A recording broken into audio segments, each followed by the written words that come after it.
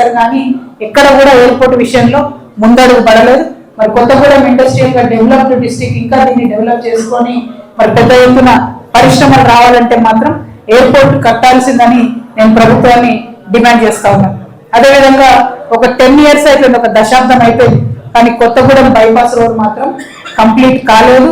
అదేవిధంగా రామవరం గోధుమవాగుపై సేతువారధి బ్రిడ్జ్ కూడా ఇంకా కూడా కంప్లీట్ అవ్వలేదు.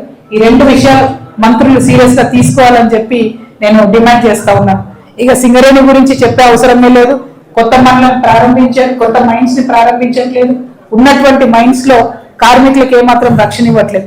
పైగా రేవంత్ రెడ్డి గారు ఫుట్బాల్ ఆడుకోవడానికి 10 నిమిషాలు సింగరేణి నుంచి 10 కోట్ల రూపాయలు తీసుకుపోయి అక్కడ ఖర్చు పెట్టింది తప్పితే సింగరేణి కార్మికుల సంక్షేమం కోసం మాత్రం వారు ఆలోచన చేస్తలేరు అన్నది చేదు వాస్తవం. అది చేయాల్సిందిగా నేను కోరుతా ఉన్నాను.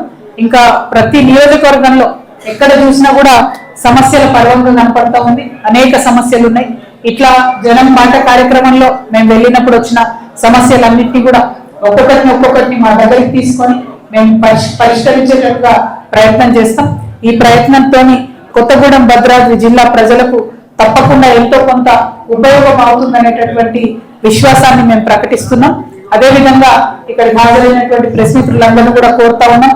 అనేక మంది ప్రెస్ మిత్రులు మేము జిల్లా పర్యటనకు వస్తున్నామని తెలియగానే అక్క ఈ సమస్య ఉంది ఇక్కడికి వెళ్ళండి, ఆ సమస్య ఉంది అక్కడికి వెళ్ళండి అని చెప్పి మాకు డైరెక్షన్ ఇచ్చి మాకు చాలా సమస్యల మీద చాలా అవగాహన కలిగే విధంగా చేసినటువంటి ప్రెస్ మిత్రులందరూ కూడా ధన్యవాదాలు. మరి నాకు తెలుసు రేవంత్ రెడ్డి గారు అందరినీ మోసం చేసినట్టు మీ ప్రెస్ వాళ్ళని కూడా మోసం చేశారు. నేను వస్తే ప్రెస్ వాళ్ళందరికీ ఇల్లు ఇస్తా అని చెప్పినటువంటి ముఖ్యమంత్రి గారు ముఖం చాటేసి ఎక్కడ కూడా ఒక్క ఇల్లు కూడా ప్రెస్ వాళ్ళకి ఇవ్వకుండా తిరుగుతున్న విషయం కూడా మీ అందరికీ తెలుసు.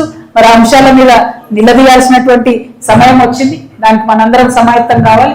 ముఖ్యంగా మాడబిడ్డలందరూ కూడా సమాయత్తమై 2500 రూపాయలు ఏదైతే నెలకి ఇస్తామన్నారో దానికోసం పోరాటాన్ని ఉధృతం చేస్తాము జాగృతి ఆధ్వర్యంలో అని చెప్పి తెలియజేస్తూ మరి ఈ ప్రెస్ మీట్ కి వచ్చినటువంటి పత్రికా మిత్రులందరికీ కూడా హృదయపూర్వకంగా నమస్కారాలు. జై తెలంగాణ, జై జాగృతి.